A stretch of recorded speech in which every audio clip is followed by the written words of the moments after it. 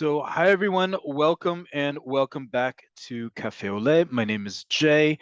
Here at Cafe Oleh with Nefesh B'Nefesh, we go over the everyday Hebrew you need in Israel to succeed, whether that's reading and paying your bills, grocery shopping and reading nutritional labels, keeping up with the news, striking up a conversation on all sorts of different topics, flirting and dating, job interviewing, complaining, all the everyday things you do in your native language in your country of origin, but here in Israel in modern Hebrew. As always, we want to hear from you what topics you'd like us to cover. You can always be in touch with us by email at hebrew@nbn.org.il. You can also see all of our previous lessons up on YouTube. Go to youtube.com, type in Cafe Oleh or Nefesh B'Nefesh. You'll see a playlist of all of our previous lessons. But we do want to hear from you what topics you'd like us to cover, either that we haven't in a while, that you'd like a review on, maybe we haven't done it at all. But issues that are everyday Hebrew is really important here, trying to supplement learning or perhaps not learning in Ulpan or in other formal Hebrew classes, or maybe you're not learning Hebrew at all in any other place and you just want to get a sense of how it's used here in Israel. We're all excited to have you here. If you're joining us live on Zoom, you can always write to us with your questions, concerns, and comments in the chat. Otherwise, the Q&A is what I will be looking at. That's where I will, where I ask you to ask your questions about what we're talking about today. With that, and we have a nice large group tonight. We're just over 250 people, which is great. So this week, at the end of this week, we celebrate the holiday of Tu Bishvat. Tu Bishvat is in Jewish tradition the New Year for trees. It's the day on which fruit that is ripened afterwards is considered part of the tithing that was done during the temple period. Now it's celebrated a lot traditionally, whether it's planting trees or doing a whole host of things that have to do with celebrating agriculture. In particular, in Israel, there's a ceremony that has sort of mystical experiences called a seder that we do for Tu B'Shvat. But in addition to that, it's really a chance to celebrate agriculture in Israel and how important agriculture is in Jewish tradition in the land of Israel. And we're going to talk about it in the course of this class. Last week, those of you who joined us or saw our recording on YouTube saw that we went through nutritional labels, sort of the basics of what to expect on a nutritional label, not in terms of ingredients, but just to read the nutritional value of any given food. And we talked about a very specific and important food in Israeli culture and society. Today, we are going to do a review of how to go grocery shopping and what are the words to look for in terms of where food comes from. We're going to do a quick review of the major chains in Israel, supermarket and grocery chains, so you also know where they are in the country and most importantly, how to save money. If you aren't keeping up with the news, one of the results of the war, not to mention global inflation, which thankfully has gone down here in Israel, but is still part of the world, is that food prices have gone up. And many Israeli companies have already said that they're going to raise prices. So we're going to do a little bit of consumer welfare here to make sure you have some options or you know your options when buying food. And we're going to tie it into Tu B'Shvat and the campaign now to buy more food that's grown in Israel by doing some audio comprehension through a advertisement campaign that's just come out in Israel. We're going to watch it together on YouTube. It's got subtitles, but we're going to translate it together after watching it. So not just reading things in print, but also having to understand what's spoken to us. So with that, let's get started. I'm going to share the vocab list for today. As always, you will get a copy of this either in the description on YouTube when this video is uploaded in the next day or so, as well as by email. If you have any questions about this specific class, please write them in the Q&A only. Okay, so first off, as I said, this week we celebrate Tu B'Shvat. Tu B'Shvat is a really big deal in Israel. We like celebrating agriculture and foodstuffs made in Israel and our reconnection with the land. It is also the benchmark for those who are getting ready for upcoming holidays. This is a leap year in the Jewish calendar. Normally, the next month, exactly 1 month after Tu B'Shvat, we would be celebrating Purim. And exactly a month after that, we would be celebrating the big one, Pesach. But this is a leap year, so you get a little bit of a break this year, but should be on your calendars that at the end of this week when we celebrate Tu B'Shvat, that it is only, as hard as it may be to believe, we are only 3 months, thank God not weeks, 3 months away from Pesach. So just keep that in your mind. It's a nice reminder like that. So Tu B'Shvat simply means the 15th day of the month of Shvat. Tu, as you see here, is an abbreviation. It's not an abbreviation, excuse me. It's how we do numbers in Hebrew. It looks the way we do abbreviations. We've talked about that before with the 2 apostrophes between letters, but this is also how we count using Hebrew letters. So it's the 15th of Tu B'Shvat. We add up the numerical value of these 2 letters. We get 15, and Shvat is the name of the month. Okay. One of the names of the holiday is Chag LaIlanot, or Chag HaIlanot, the festival of the trees. And there we have 2 words in Hebrew for tree, and it's an important distinction in terms of general trees.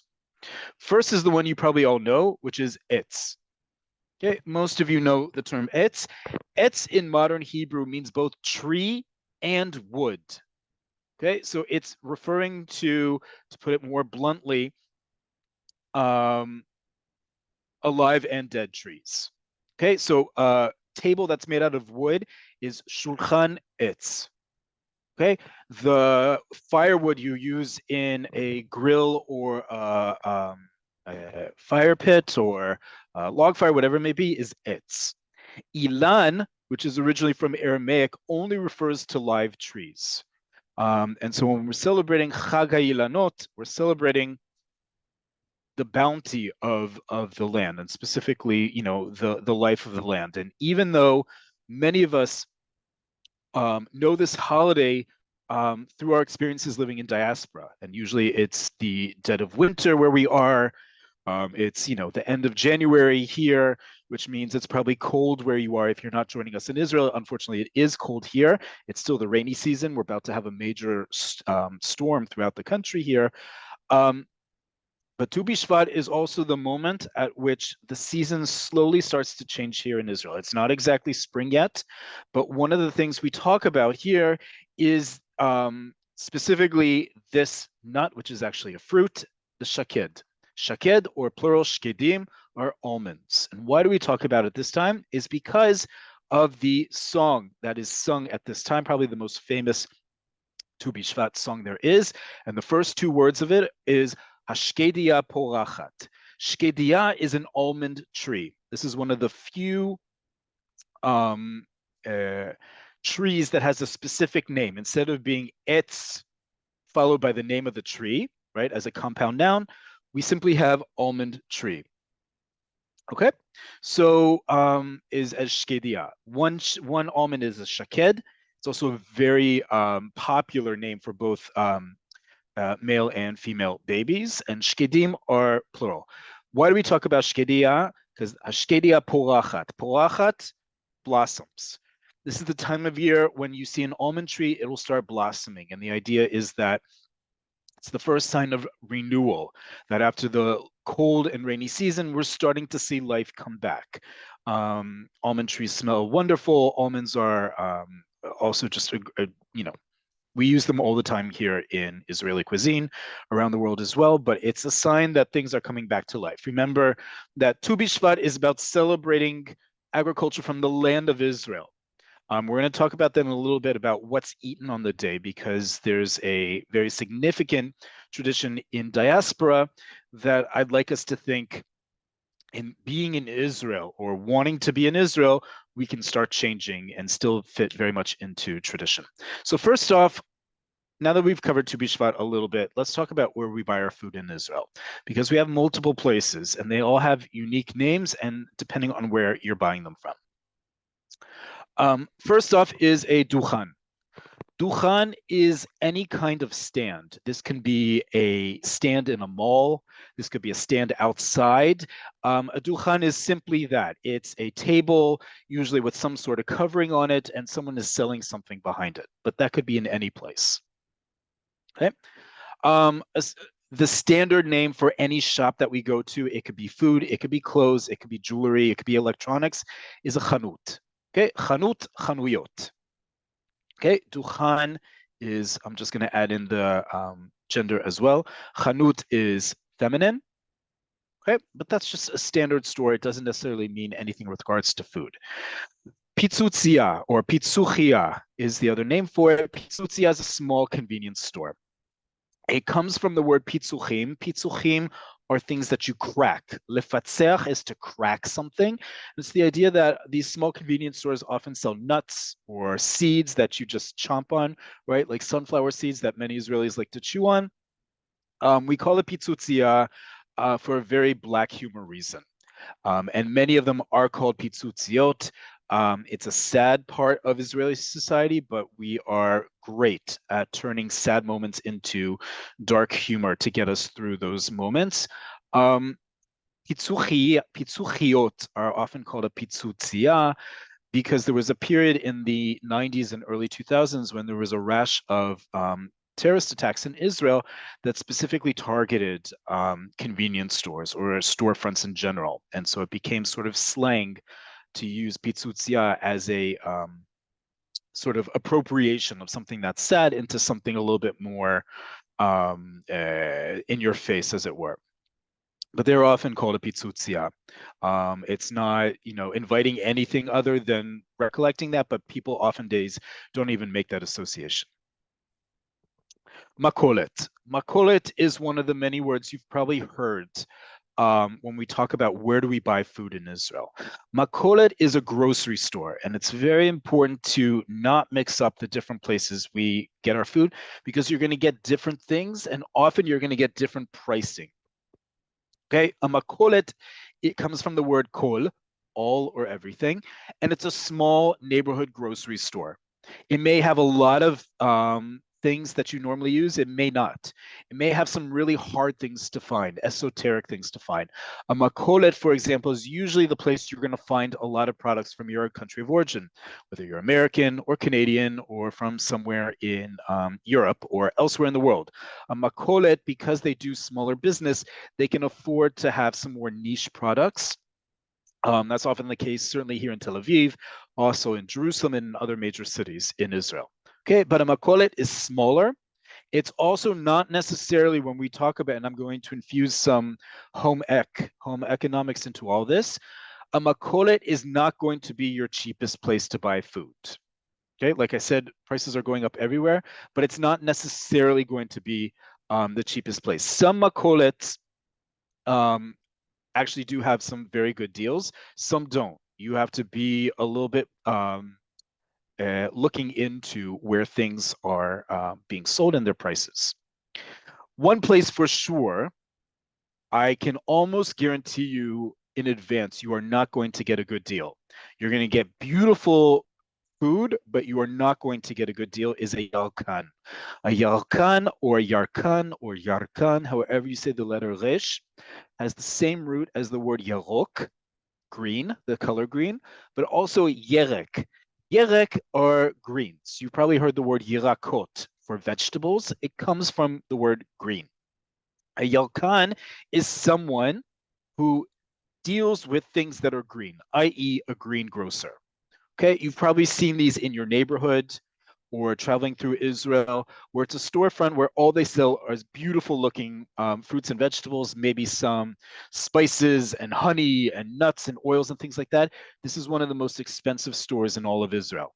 Okay, even if you make good company with your local yalkan, it's usually going to be very expensive, or certainly more expensive than some of our other food choices. So just be aware of that. Even if you're in a hurry, just know the prices are going to be higher there. We'll talk a little bit about price regulation in a little bit. And then there's the super. Super is coming from English, of course, standing for a supermarket. These are usually bigger. We have them in cities. The biggest ones we have in Israel are usually on the outskirts of major cities. There are some big chains inside cities, but a super usually is an all-inclusive store for food, vegetables, also all sorts of other things as well. An important one here, shuk. Shuk is a common phenomenon throughout the Middle East. Arabic, they call it souk. And the idea is it's simply an open air market. And this is a very important point, especially for people coming from abroad who are now living here.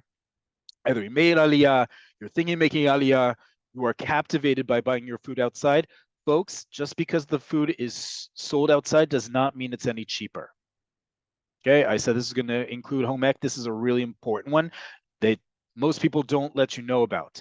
Just because it's sold outside, whether it's here in Tel Aviv with one of our 3 shvakim, or in Jerusalem's Machne Yehuda, or in Haifa's Talpiot, or in any of the other famous shvakim, and that's, by the way, the plural of shuk, shvakim, a shuk isn't necessarily any cheaper. Think of a shuk as just the outside version of a supermarket. Okay, just because it's sold outside doesn't mean you're buying it directly from the farmer. You're usually buying it from a middleman, just like you are in a super or in a makolet or even a yalkan. The price may be slightly cheaper, but it's not any cheaper because you're not buying directly from the source. Where you are buying from the source, if it's called a shuk ikarim, this is a farmer's market. This is where you are buying directly from the farmer or the farm. You are not buying through a middleman who distributes the fruits and vegetables of a given farm. You're buying directly from the farm. This has become very, it was popular before October 7th, especially during Corona, when people were at home and would buy boxes of vegetables and fruits straight from the farmer delivered to their home.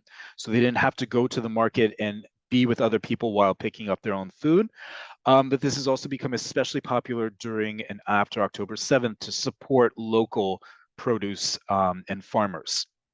And many cities around the country and small towns as well are having a shuk ikarim, a farmer's market that can directly help the farmers who are desperate to harvest their produce as well as to sell it. We're going to talk a little bit about that in a little bit. I'm going to show you an example of that coming up here in Tel Aviv. Okay, but shuk ikarim is different than a shuk. They both mean an open air market. The difference, though, is that a shuk is just an open air version of a super or a makulet or a yalkan. Shuk ikarim, you're buying directly from the farmer, so typically, not always, the prices are going to be lower. Okay, and by the way, from the word shuk, we get the word shivuk. Shivuk, it's my line of work, it's a lot of people's lines of work on this call, is marketing. The act of marketing. Lishavek is to market something. Marketing is shivuk. Okay, and finally, we talked about a duchan before. That's a stand of any kind for information, for things to sell and so forth. Basta is the term we use in Israel to for a stand in a shuk. Right, so if you go to Machane Yehuda in Jerusalem or Shuka Carmel here in Tel Aviv, for example, there's a chain of pasta restaurants that start in Jerusalem called Pasta Basta, right? And it's pasta that's sold out of a basta, a stand in an open air market. And the idea is that you're eating inside the shuk, right? It's a very popular thing now. That's what that refers to. Okay. Let's get to some important words that you're going to see a lot, and I'm going to actually add a few in here because I see they are there. Great. Okay. First off, we're going to do some economics when it comes to food. We've reviewed this before, but it's always important to go over, especially when we're talking the context of being smart consumers. First off, the word mivtza. Mivtza means both a sale, S-A-L-E, as in a discount somewhere, and it also means a military operation. You'll see this word used a lot, but it means both things. In the context of what we're talking about, it means a sale, as in a discount. Okay, an actual discount, the discount that's given to you at the register, is called a hanacha. Okay, and it'll usually be listed as in signage. Moadon lekochot. anytime you can join a Muadon Lekochot, especially for free, it's usually pays off in terms of further hanachot, discounts you'll get. Muadon Lekochot is a customers club. Muadon is a club, physical, but it can also be theoretical in this case. Lekochot are customers. Lekoach, one customer, male. Lekocha, one female customer. Lekochot, multiple customers. Okay, so Moadon Lekochot is the word that's used for a customers club. All the major supermarket chains and grocery chains also have a Moadon Lekochot.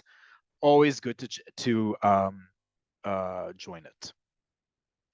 This is a classic sale in Israel.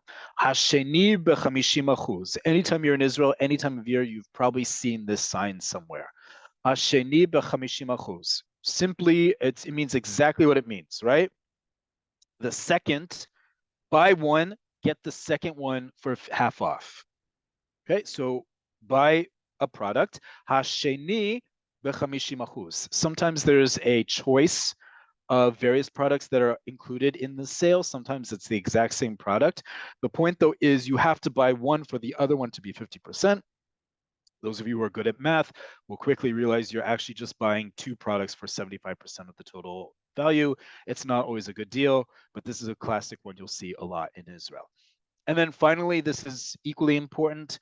Those of you who are in Israel, you know this is the time of year that IKEA, aka IKEA, but here in Israel we call it IKEA, has one of its two annual sales. It's usually in January and July. I just went this week, which was a shame because it started at the beginning of the month. I couldn't get there until now. And as a result, many of their things in stock were azal bamlai. Okay, azal bamlai, or in this case, as I say here, azah hamlai, out of stock. Okay, if you see the verb azal, usually it's in the context of mlai, stock, or if you're going to a concert and it says hakartisim azlu,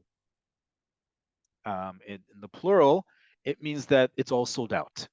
Okay, so azal has to do with being sold out, fiscally. Okay, so in the case of azal hamlai, it means that it's out of stock. And you'll see this online, you'll see this in stores, it'll be used. And in terms of anywhere where you need to buy a ticket, if it says hakartisim azlu, it means that it's sold out. Okay, very important. Okay, now we're going to get into where our food comes from. Where is it? And you'll see exactly from these words. First off is yivu. Yivu and its opposite, yitzu. Yivu means import, the act of importing something. And yitzu, as I said, is its opposite, exporting something. Both of these, you probably know the verbs that they're related to. Yibu comes from the verb lavo, to come, right? And yitzu comes from the verb latzet, to leave or to go out, right? Just like you do with products, either that are imported or exported. In this case, meyuba, imported, it comes in, or meyutza, it's exported, it goes out. Okay, these are important words if you want to know where thing is coming from, whether it's not just produce and food, but it's also clothing or furniture or appliances. This will tell you, using these words, where it comes from. Okay, so if it's imported from somewhere, miyuba. If it's exported, for example, a lot of our produce before October 7th was exported out of Israel. Okay. And then related to these, excuse me, we're going to come back to this word yibu in a second. Totzeret, when we're trying to find where things are from, totzeret is the word we're going to look for. Totzeret or meyutzar. Totzeret means product of. So if you're looking for a product that's made in Israel, it will usually say totzeret haaretz, right? Totzeret, let me just write it in here, haaretz. Okay, if something says totzeret haaretz, it is from haaretz. When we say the land in Hebrew, haaretz, we only refer to Israel. Okay? But it could be totzeret sin. Unfortunately, a lot in this country is totzeret sin. Sin, People's Republic of China. Totzeret Turkey. There is a growing campaign to not buy things from Turkey, based on their government's response to October 7th. It could be Totzeret Artzot Habrit, a product made in the USA, right? Totzeret is almost always followed by where it's from. If something says Totzeret Haaretz, it's product of Israel. Likewise, it could also use the term miutzar. Miutzar comes from the same root as totzeret, from the verb to create, and in this case, to process. Miutzar has to do with something that is manufactured. Processed or manufactured is the way you can think of miutzar. Sometimes this is the word that's used on a label to indicate where things are from. Okay? Miutzar is not the same thing as me'ubad, and this is very important when we're talking about foodstuffs. Miutzar is processed or manufactured. Me'ubad is processed, meaning it's something artificial. And you'll see this a lot with regards to food, right? If something is me'ubad, that means that it's been artificially processed. Not that it doesn't exist, but in the sense that it's not its original shape. This is, for example, people who do not like to eat sukar me'ubad, processed sugar, or it's not just artificial sugar, it's also turning sugar into something else, refining sugar into white sugar, or all the different components of that come into sweeteners, right? Me'ubad is also used, for example, when we get to dairy products. Gvina me'ubedet, processed cheese. For my fellow Americans, this is something like American cheese, or even more like Velveeta. Okay, me'ubad is something that is processed in the sense that it doesn't retain its natural elements or conditions, as it were. Okay, and those two are very much in parallel, in contrast, excuse me, to row 33, chomer gelem. If you watch any TV shows, especially cooking shows, and by the way, as we're talking about food, a great suggestion and tip, watch cooking shows in Hebrew to understand Hebrew, to understand following directions, because you're getting the visual as well as the audio component. And we talk a lot in Israeli cuisine about chomer gelem, or the plural chomrei gelem. Okay, this means a raw ingredient, something that is from its initial look and use. Right, that's a very important term we hear all the time in modern Hebrew, especially in Israeli society, excuse me, is chomer gelem. What is ma chomer gelem b'matkon hazeh? What are the raw ingredients in this recipe? Okay, to know that we're sourcing these materials or foodstuffs from natural and safe places, we use this term a lot. It's a little bit of a marketing ploy, shivuk, as I said before, but it is heard a lot. Chomer gelem, or chomrei gelem, if it's plural. And then finally, one of the two words I want to be sure that we include here, I'm going to add the other one right under it as I'm talking.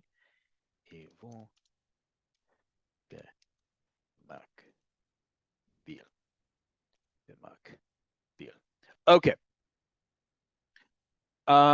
34, pikuach. Pikuach has to do with anything that's supervised, something that's watched over. Okay, many of you know the the importance in Jewish tradition of pikuach nefesh, right? It's the guarding, or literally the guarding or supervising of the soul. It's a commandment that almost any other commandment can be broken to make sure someone's life is not in danger. Okay. Pikuach, however, when we're talking about foodstuffs, has to do with a category of foods, and we've covered this before. This is another great plug to watch us on YouTube, all of our previous lessons, because we've gone through the list of foods that are under pikuach memshalti. Pikuach is supervision, memshalti, governmental. And there is a list of foods in Israel that are under pikuach memshalti, in which the government fixed the price of those foodstuffs. And these are considered the basic foodstuffs that everyone uses. It's a fair number of dairy products, it's the price of eggs, it's the price of salt, and certain types of bread. There's some other products included, but those are the major ones there.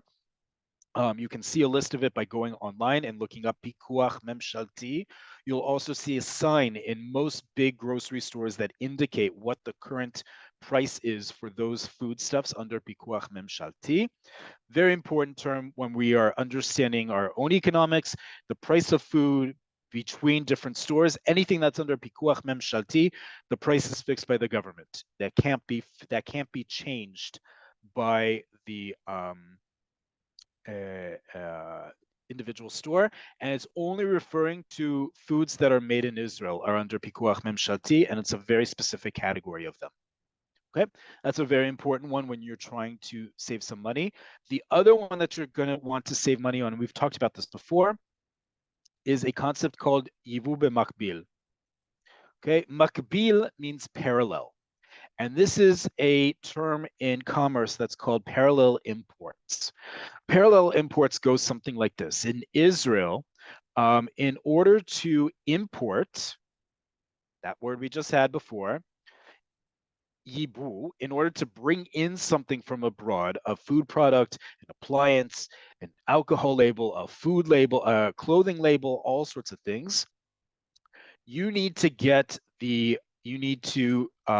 be a yatzran, you need to be a yivuan, an importer.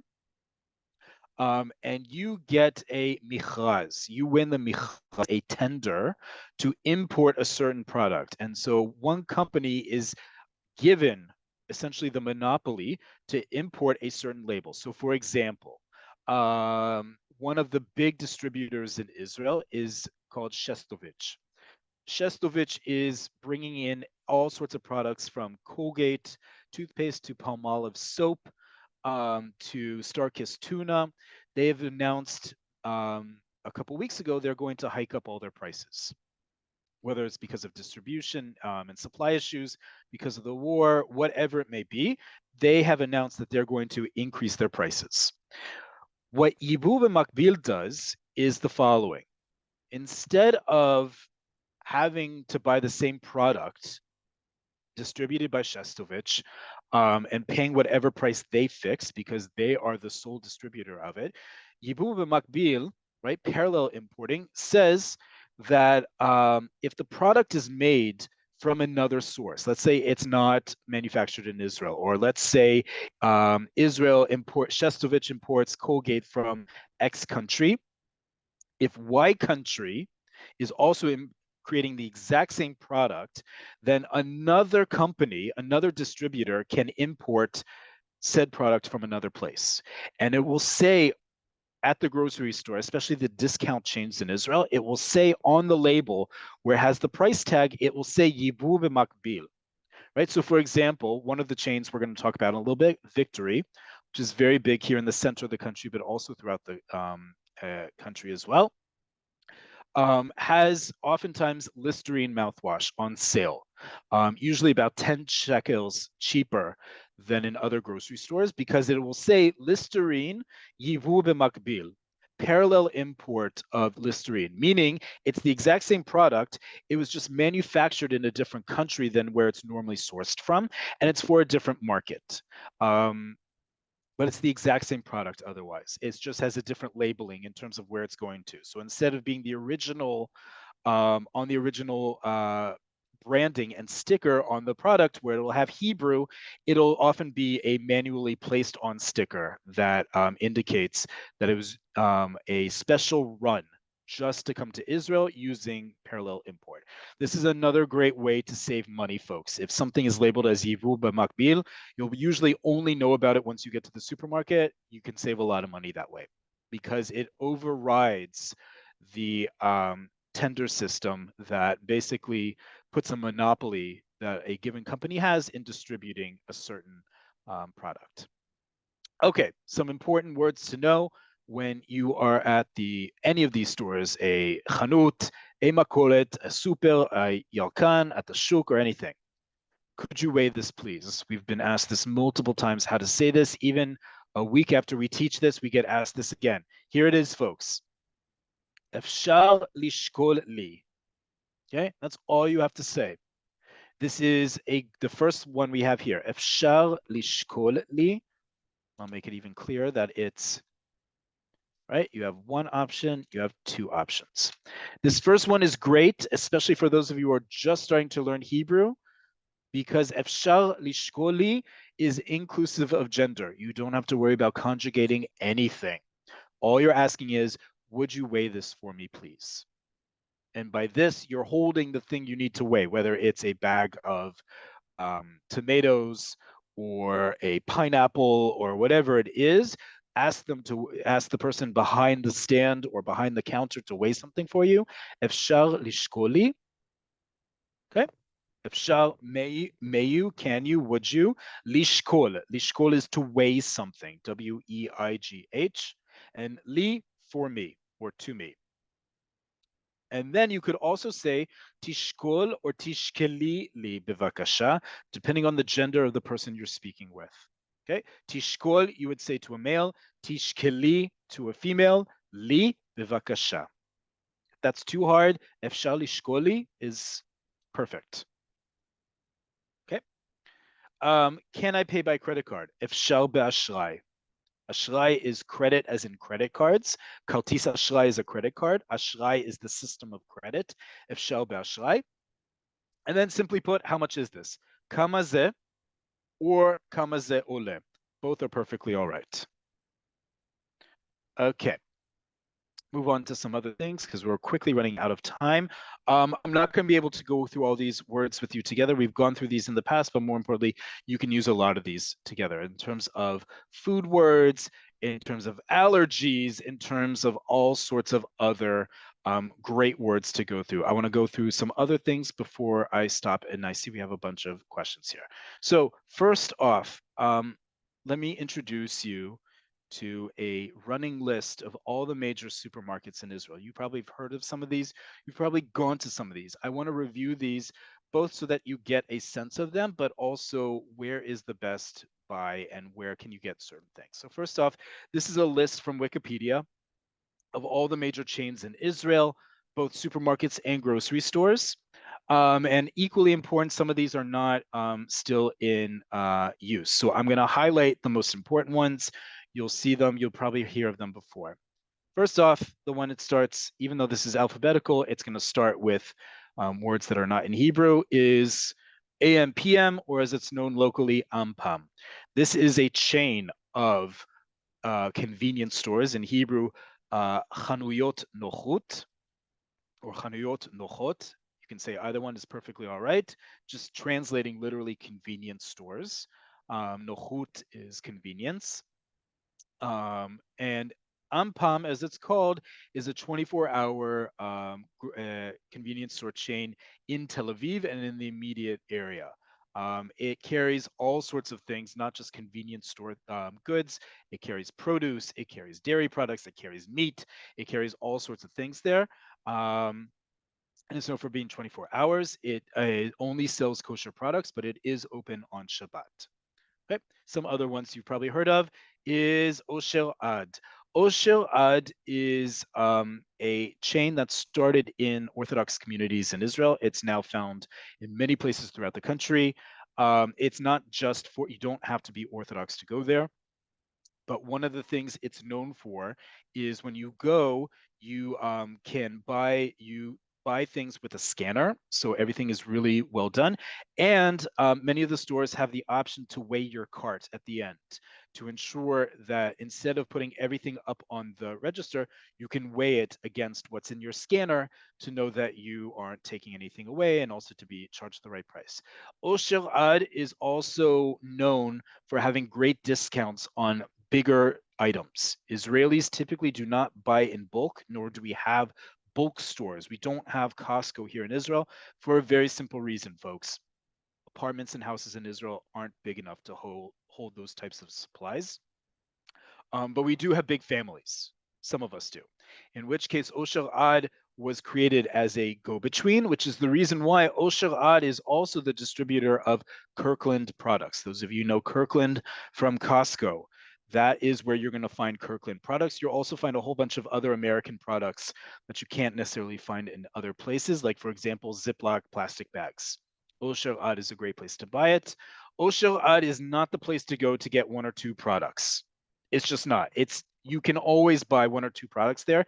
It's not built as that kind of store. It's built for a family with lots of kids needing to buy a lot of stuff at once. Okay, the prices are great there. They're typically not in accessible center of the city places. Here in Tel Aviv, for example, it's not. There is one inside Tel Aviv, but it's not the center of Tel Aviv. Other cities are slightly different. A lot of the bigger stores in general are on the outskirts of cities. Therefore, you probably need a car to get them, if not get delivered. The one I talked about before is Victory. Victory is a chain of discount supermarkets here in Tel Aviv and throughout the country. Victory is, as it's known, Victory, has both regular sized supermarkets and what they call city, meaning it's slightly smaller. They're the ones who are usually going to get a better price. They have a lot of products that are Yivu B'Makbil, a lot of parallel import products. They also have certain sales. So, for example, Mondays are Meatless Mondays, where they sell a lot of vegetarian and vegan products. On Tuesdays, they have Shlishi Shuk. Shlishi Shuk, meaning that it's usually discounts on fruit and vegetables. Okay, Victory is a very good one if you're looking to save some money. Again, you don't need to buy a huge amount in bulk, but that is a good one for that. Chetzi Chinam is another big chain in Israel. It is not, as it advertises as its name, half off or half free. It can often be very expensive, but it's a bigger chain. Tivtam is a chain that sells sells a lot of gourmet products. It also sells a lot of non-kosher products. When I say non-kosher products, I mean literally. It's not just products that don't happen to have a Tudat Kashrut on them or Hechsher, kosher symbol on them. I mean products like seafood and pork and things like that. They also sell kosher products. It caters a lot to the Russian-speaking community from the early 1990s, and so there's also a lot of Russian products that are sold there you've probably never heard of, and they're only labeled in Russian and Hebrew. Okay. Yenot Bitan is another big chain. Again, usually found on the outskirts of cities or in sort of neighborhood cities outside of the big ones like Tel Aviv and Jerusalem. There are all sorts of other ones here. Machsaneh Hashuk used to be a big one. This is one that's actually getting very big. It started in the north called Dabach. Dabach also happens to be one of the biggest distributors of kosher meat in Israel. It's a chain that was started by an Arab family. It's now growing so much that they're looking to open up um, uh, storefronts here in the center of the country. And this is a discount supermarket. They have other sources for various products like tahina, like tomato sauce that we otherwise get from certain places that make the prices much cheaper. These are primarily in the north, but Dabach is doing so well, they are expanding to the center of the country where the majority of people live. Okay. Super Yuda is another Makolet chain here in Tel Aviv. We have a number of those. Flesh Market, Co-op is an old one that used to exist. Rami Levi is one that's very popular with people. Again, this was one of the first discount chains in Israel. It started in Jerusalem, where Rami Levi, the name of the guy who it's named after the guy who founded it, is from. Rami Levi can also be found in other cities throughout the country. It was first started out as a discount chain. It's not as much anymore, but it's also a very good one to have.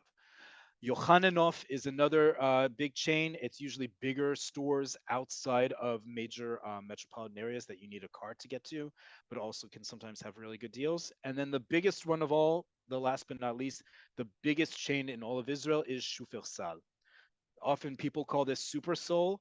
It's Shufersal, folks. Shufersal. You can call it Super Soul. Some people will recognize that, but it's Shufersal. They have a whole bunch of different levels of how big things get. They have a discount chain. They have a bigger size. They have a smaller size. Shufersal is the biggest of the supermarkets in Israel. Okay, we are quickly running out of time. So I want to be sure to show you two things in talking about food and where we can get foodstuffs.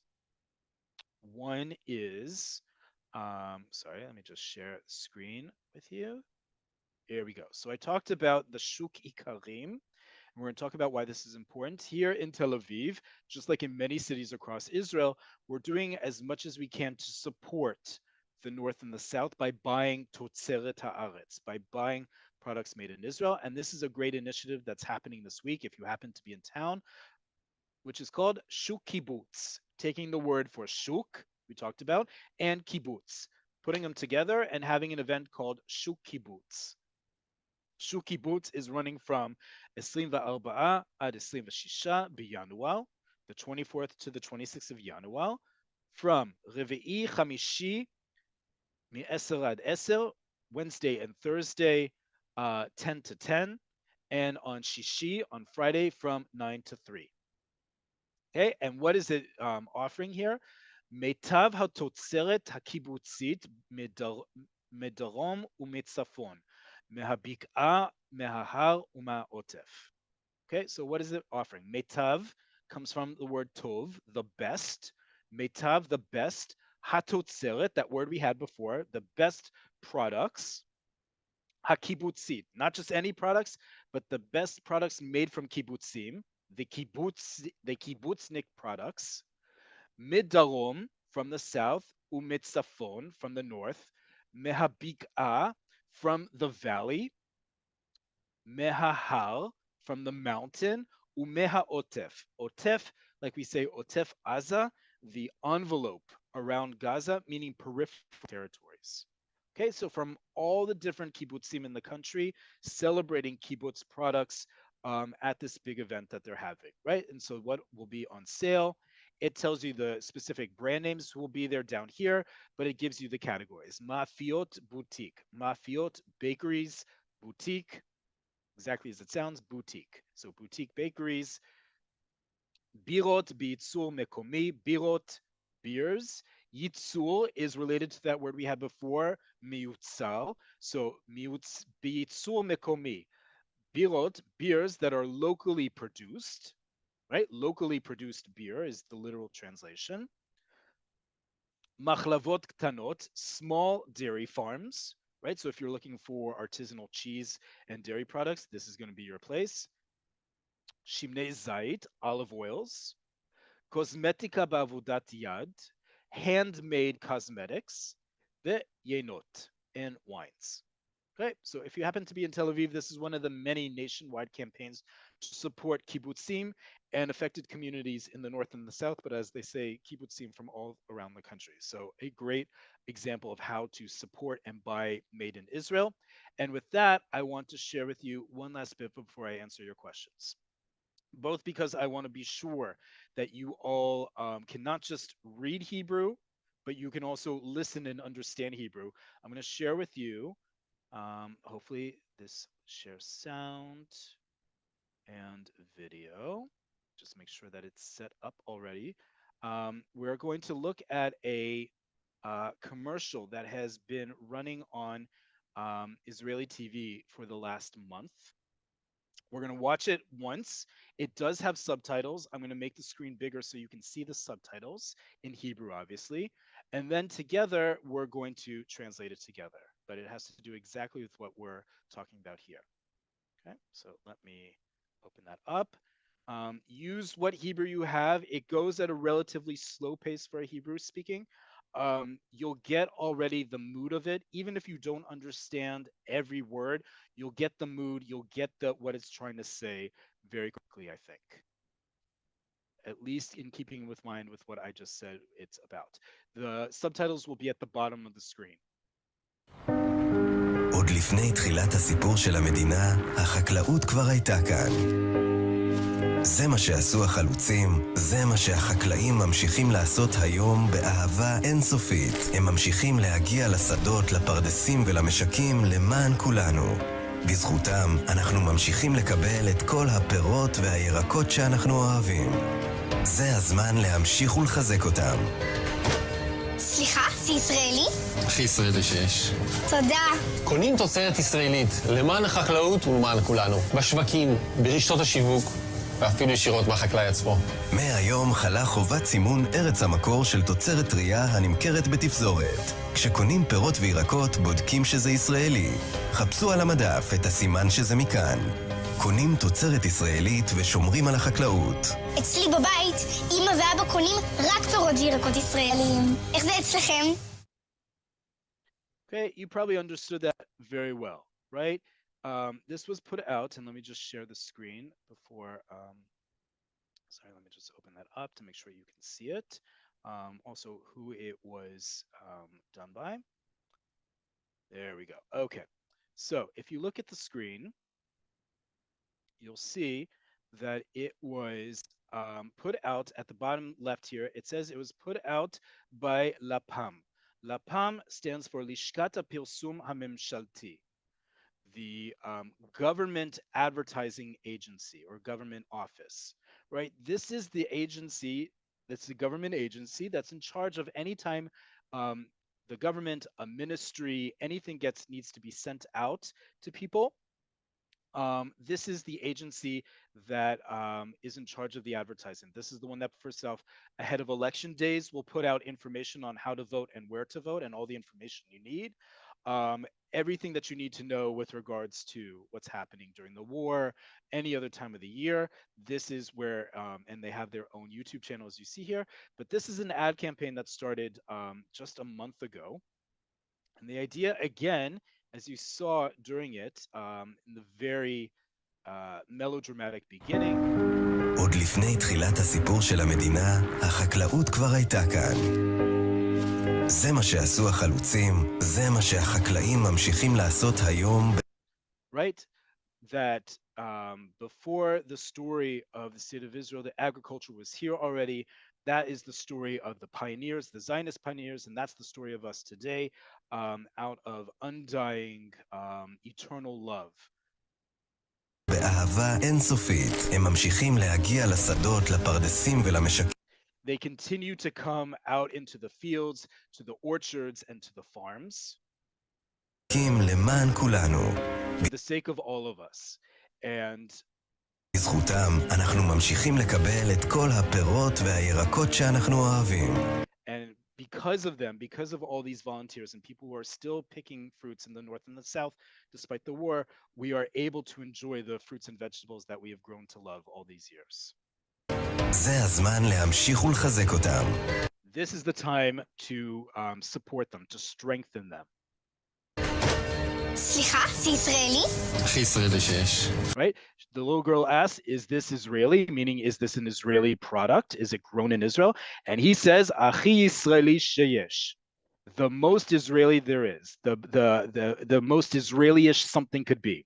הכי blank sheyesh is the most something could be, the mostest, the bestest. It's the way that we do the ultimate superlative in Hebrew. One of the ways we can do that. Achi Yisraeli sheyesh, it's the most Israeli there is. Okay. תודה. קונים תוצרת ישראלית למען החקלאות ולמען כולנו. Buy Israeli products, Totzeret Yisraelit, right? Instead of saying Totzeret Haaretz, he's saying the exact same thing, Totzeret Yisraeli. Buy Israeli products for the sake of the Chaklaim, those who are farmers who deal in Chaklaut, agriculture, Ve'leman Kulanu, and for the sake of all of us. Bashvakim, Bareshtot HaShivuk, Bashvakim, remember what I said? It's the plural of shuk, in the open air markets, Ve'reshtot HaShivuk, in the as I said, the market chains, like we talked about that list of them we just went through. בשווקים, ברשתות השיווק, ואפילו ישירות מהחקלאי עצמו.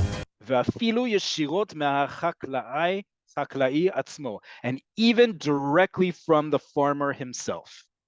Right? Like I said before, a shuk ikarim, or a place where you can buy directly from the farmer, means that there is no middleman in the price. You're getting it directly from the farmer, usually at a good price, and you're supporting them no less. Even more so. מהיום חלה חובת סימון ארץ המקור של תוצרת טרייה הנמכרת בתפזורת. Okay, so what did they just say here? מהיום מהיום חלה חובת סימון ארץ המקור של תוצרת טרייה הנמכרת בתפרוזת. Okay, from today, and remember this came out a few weeks ago, from today, מהיום, חלה enacted חובת סימון ארץ המקור. חובה is an obligation, mandatory. Simun, signage, like we talked about last week, simun tezunati, nutritional label. They need to put a label of Eretz Hamakor, the country of origin, or the source of a food. Al totzeret tria hanimkeret betifrozet. On any fresh product, totzeret tria, fresh product, hanimkeret, shenimkeret, that is sold, betifrozet, in a bunch. And so they're showing two examples of that. Bananot, bananas that are sold in a tifrozet. You buy them as a bunch. Or tutim, strawberries. This is the time of year for strawberries in Israel, the winter, and they're sold in a tifrozet. You don't buy single strawberries, you buy it in a bunch or in a package like you see here. The new law states that they have to include where it's from. If it's from Israel, if it's from Turkey, if it's from Italy, if it's from wherever, it has to include signage that it shows where it's from. חלה חובת סימון ארץ המקור של תוצרת טרייה הנמכרת בתפזורת. כשקונים פירות וירקות, בודקים שזה ישראלי. When you buy fruits and vegetables, you check that it's Israeli. עם פירות וירקות, בודקים שזה ישראלי. חפשו על המדף את הסימן שזה מכאן. Right? You want to check that the food is from here. Okay, let me just share this just 1 second, because it's got a great ending to it. Sorry, just 1 second.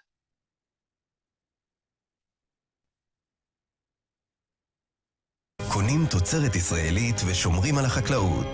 אצלי בבית, אמא ואבא קונים רק פירות וירקות ישראלים. איך זה אצלכם? Right? אצלי בבית, right? At my house, this little girl is saying, my dad and mom only buy Israeli products. איך זה אצלכם? How is it by your house? Or how is it at your house? What do you buy? Right? The idea is you see this green label at the bottom left, you know that you're buying from Totzeret Haaretz. You're buying Israeli products as, again, a means to invest in the country, especially during a war, but also to help out those who've been affected by agriculture, those who are engaged in agriculture and farming, who are most impacted a lot by this war. Okay, we have a bunch of questions in the Q&A. I'm going to try to get to as many of them as possible. I'm first going to do a sweep of ones that have to do with the specific class, and if we have time left, I'll go through some of the others. Does the suffix ia, like in shkedia, work for all fruits? Like I said, no. It does not work. There are only a few trees that take that. Shkedia is the most well-known one that we use regularly, but that doesn't work. For example, an apple tree, it's tapuchim.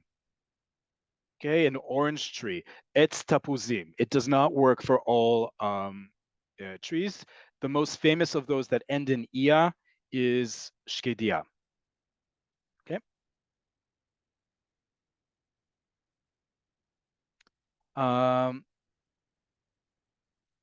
What is the plural of shuk in Hebrew spelled out? You saw it in the you saw that in the ad in the subtitles, but I'll spell it out here. Shuk. And I'll make sure that I'm sharing the screen so you can actually see that. Just 1 second. Why are we having issues there? Okay, share screen. There we go. Don't need to do that. Okay, shuk is one open air market. The plural is shvakim. Okay. All right, let's get to some more. Is mifza the same as action? Mifza comes from the verb livatzea, to execute, meaning to do something. So it's the idea that you are basically, when we use this term, usually it has to do with operations or execution of something. But yes.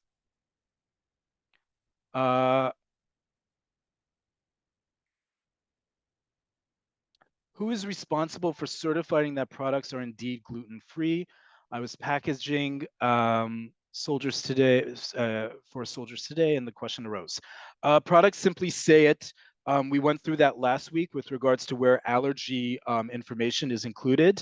And so if you look at last week's class, you'll see that on the label where to find if something is either gluten-free or was processed in a place that may contain gluten. Does supervision in this meaning, there we go, sorry. Does supervision in this meaning include rabbinate supervision? No, very important. Pikuach only has to do with the government supervision of the price. Hashgacha is what we use, is the term that's used when we talk about kashrut. For those of you who know that, you probably also know the word hashgacha. In modern Hebrew, we say hashgacha. Pikuach has nothing to do with that. Pikuach is supervision of anything in general, but when we talk about pikuach memshalti with regards to food, we're talking about the pricing of food, nothing else. Can you recommend an Israeli cooking show to watch? I'm in the US and don't have a VPN.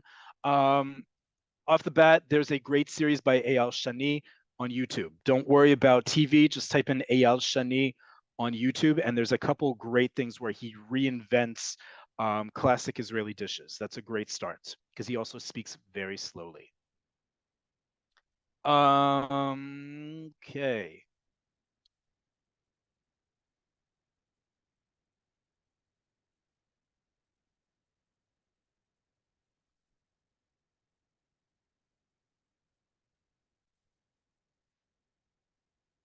Is there equivalent of Instacart in Israel? There is. A lot of the major supermarkets either have their own online shopping. We actually have a whole YouTube video on how to do online grocery shopping that we did during Corona. You can see that there. We went through Shufersal or Rami Levy's website. Also, if you are in a city that has Wolt, Wolt also covers grocery shopping, both convenience stores and grocery stores. So that's also an option. But yes, directly the major chains like Shufersal, Rami Levy, I think even Osher Ad, some of the branches, Ampam here in Tel Aviv, all offer their own online shopping and delivery. But also through Wolt on your phone, you're able to do grocery shopping.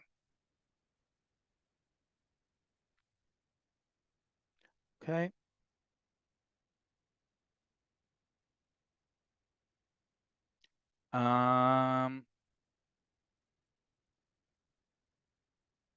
When buying fruits or vegetables in the shuk, the prices are often just a number. Should we assume that's per kilogram item, or how should we ask this in Hebrew? Great question.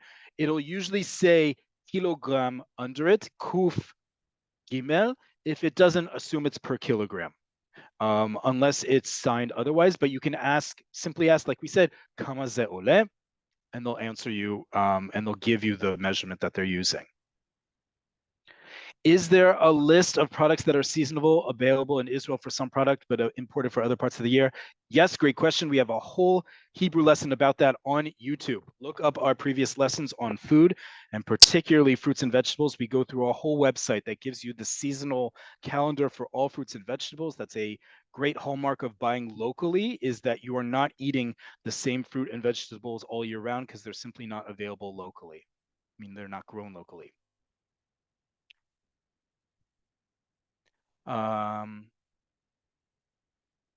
Could you spell the title of that cooking show? Eyal Shani is the name of a chef. Just type in Eyal Shani exactly as it sounds to you. It'll show it up in YouTube.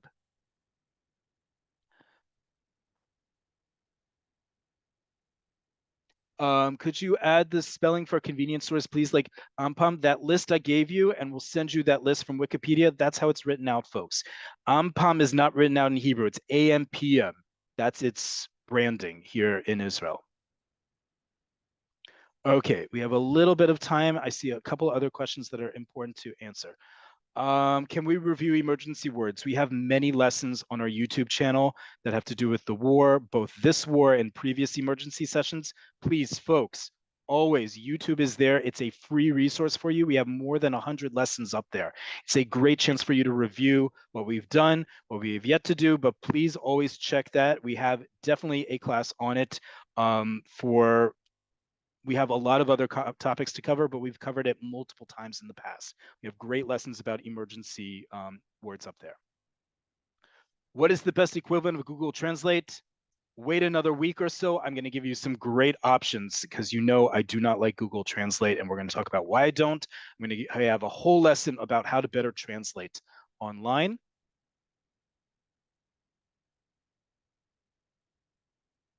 How does an average person pay for food per day per week? I don't quite understand the question. Are you talking about in terms of means of payment, cash versus credit card versus things like that? Happy to answer that question, perhaps offline via email. Please be in touch with us at hebrew@nbn.org.il. Okay, I see a lot of other questions. Unfortunately, we are running out of time. If they're urgent, please write to us by email, hebrew@nbn.org.il. You are always welcome to be in touch with us by email. We'll get back to you as soon as we can. First off, Toda Rabah, thank you all so much for joining us this week. And it's impressive to see how many people showed up. We had at our height more than 350 people on the call, which is absolutely amazing. Even 260 that we're currently at is still amazing. To have so many people wanting to learn Hebrew and everyday Hebrew is a very important to in all aspects, but especially at this time in history and what's going on here in Israel. Join us next week. Next week, we are doing a brand new lesson we've never taught before, but it comes from requests from you. We are going to do housing and real estate terms and home repair terms, two very hot topics that a lot of people have written in asking for. We're going to try to combine these two into one lesson, both real estate terms and home repair. So knowing how to describe something that's gone wrong in your home, and not only how to say it in Hebrew, equally important, who do you call? What's the category of profession that you need for that? And real estate term. We're not going to get into all the terms, but all the big ones you need to know. Until next week, Toda Rabah. Thank you all for joining. Check your email as well as on YouTube for a recording of this video. And we will see you all here next week. Toda Rabah and lehitraot.